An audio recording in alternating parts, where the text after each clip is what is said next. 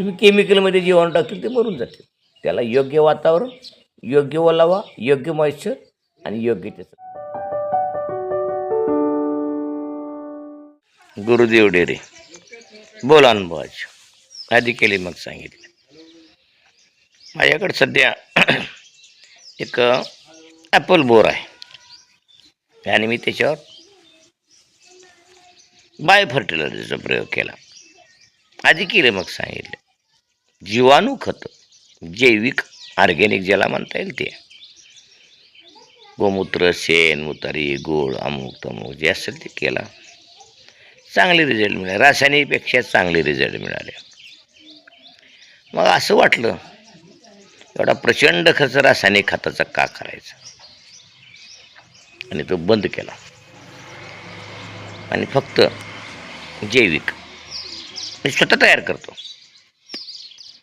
सगळेजण जीवामृत तयार करतात, पण त्या जीवामृतमध्ये जीवामृत काय असते, अनेकाचे अनेक प्रकार आहेत, अनेकाचे अनेक तर आहेत.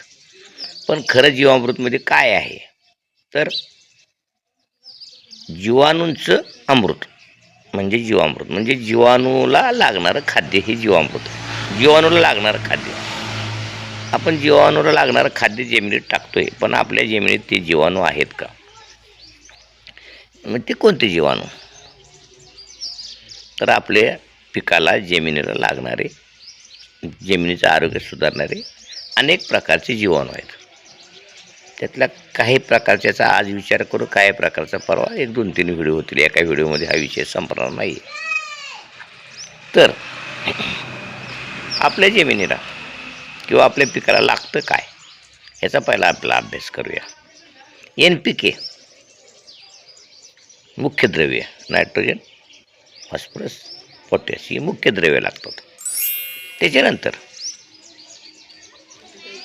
कॅल्शियम, मॅग्नेशियम, सल्फर ही पूरक द्रव्य लागतात. कॅल्शियम, मॅग्नेशियम, सल्फर पूरक, हे थोडंसं कमी प्रमाण पण पूरक. आणि पुढं 8 प्रकारची मायक्रोन्युट्रिएंट म्हणजे सूक्ष्मद्रव्य, आणि पुन्हा व्हिटॅमिन्स, प्रोटीन्स अनेक लागतात. सूक्ष्मद्रव्य कोणते आहेत? झिंक, फेरस,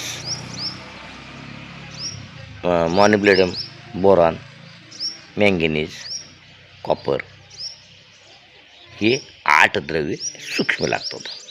पुन्हा याच्यामध्ये प्रोटीन लागतं. आणि हे सगळं जमिनीला मिळताना आपण केमिकलच्या द्वारे देतोय, तर ते जमिनीत पडून राहते. त्या मुळाला मिळालं पाहिजे. जमिनीची कंडिशन अशी पाहिजे की ती मिळालं पाहिजे.